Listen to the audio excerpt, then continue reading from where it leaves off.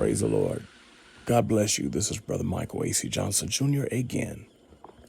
Another addition to one of my sentiments and chronicles. Chronicles and sentiments. I just want to say that I'm a good young man. I'm in my mid-30s, early 30s. I'm almost to my mid-30s in the next 3 months. And if the Lord say the same, if God say the same, I've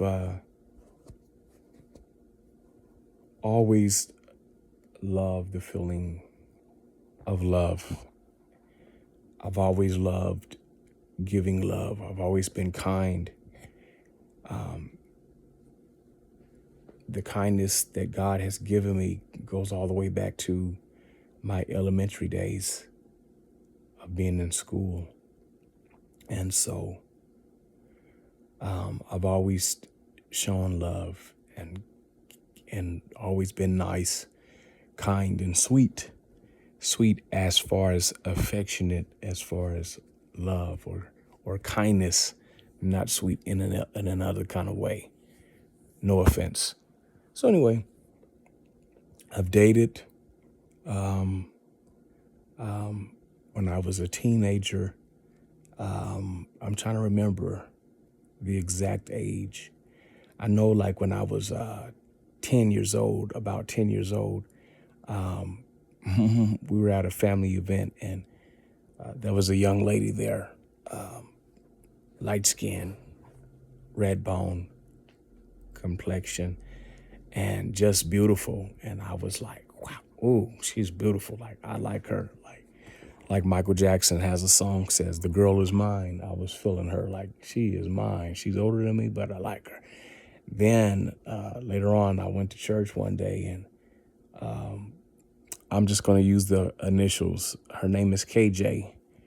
KJB now, because she's married now, unfortunately. But back then, at Mount Olive Missionary Baptist Church, East Palo Alto, California, I fell in love with this young lady. Oh my gosh. I don't want to say her name because I don't really have the right or permission and I don't want to offend, but ooh, that's all I can say. I fell in love, and she too, as well, older than me. And yeah, I grew up kind of fast because I was the youngest child, and my siblings, they were older than me and away from the house. And so at the time, my mom and dad, they were married, and then there was a point in time where they separated. But however, I still love having love and showing love, being in love, all that.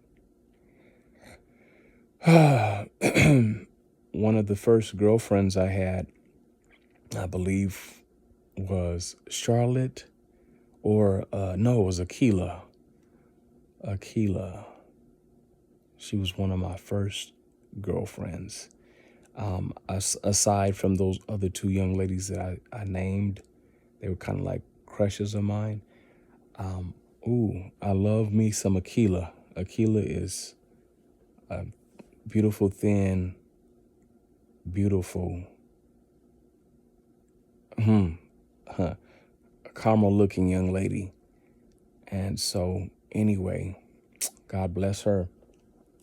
Now, aside from her, I dated others, and I will not mention their names. I would like to, but I don't want to get too personal.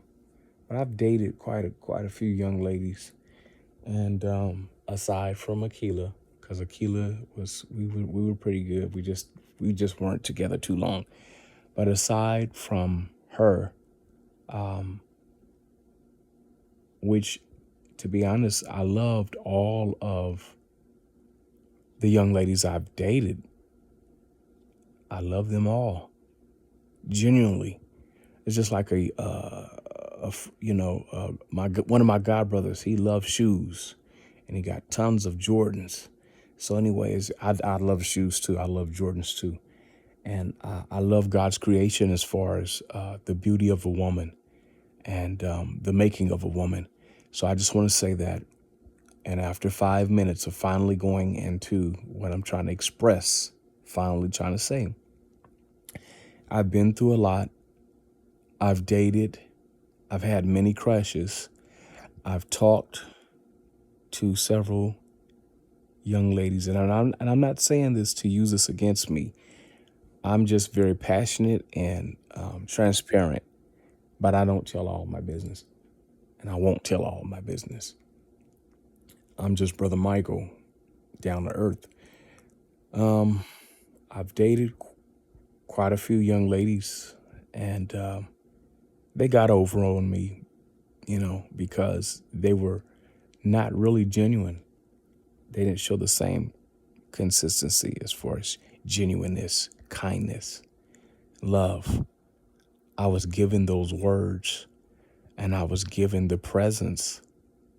But hey, in the middle or towards the end, it failed. It stopped. So I love hard. I love genuinely. I love kindly. And some people have taken my kindness for weakness.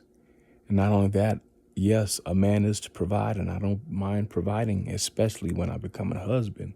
But even before then, I had young ladies who got with me. Yeah, they needed this, they needed that. And I guess when I didn't no longer have what they wanted or needed, they left me. So I've been among some tigers and raccoons, hate to say that, some Jezebels, not trying to be harsh about it either. I've dated some no good young women who literally lied to me and did not keep their vow, their commitment, their loyalty, their kindness, their compassion. And if you ask me, towards the end, if you could amount it or measure, they didn't have nothing. They didn't love me the same as I loved them. And so I have been through so much, but if God could work a miracle, great. But the other miracle that I'm praying about and what I'm trying to say as well is that when God blesses me with my future wife or the one who becomes my wife, number one, I pray that we will both be attractive to each other. Attractive and attracted and attractive to each other. I can't be with someone that I don't like naturally, physically, emotionally, and spiritually, etc. But when I get my wife, when I receive my wife, I'm going to do my best to love her, take care of her, honor her, cherish her, support her, nurture her, take care of her. And if we have a family, I'll be the best family man. I'll be a great father or stepfather.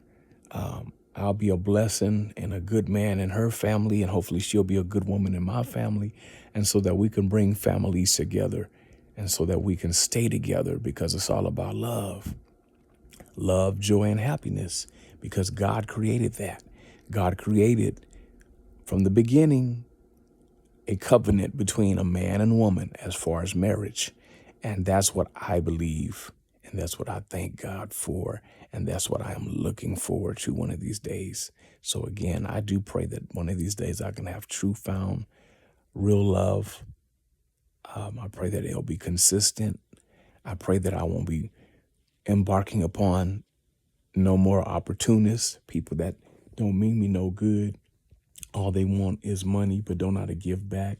I've literally dated some women who have done that to me. Can I say their names? I want to say their names so bad. So y'all pray for me. I still need a little healing a little bit in that area as far as those women, the no good women who mistreated me and lied to me and did me wrong. And I've helped some out even to this day, and they owe me money. But, sometimes we got to let things go, and I'm trying to do my best to let things go. Sometimes it's a bit difficult, but, it is what it is. So I just wanted to share this. I could go on and on. Every now and then I like to talk and explain. I'm a good talker, and I like to just just talk sometime. So I'm recording all this and have this recorded so that my friends and fans of the music ministry and of my motivational speaking evangelist ministry that God has given me, the evangelistic ministry, some of you all could know. But I pray that you don't use this information against me now, okay? Because I have a good heart. I have not been perfect. I've been sick. And I'm looking for a woman who's going to love me for who I am, love me through the good and the bad, even through my illnesses that I've encountered over the years. My family has been sick. I was born into a sick family. My mother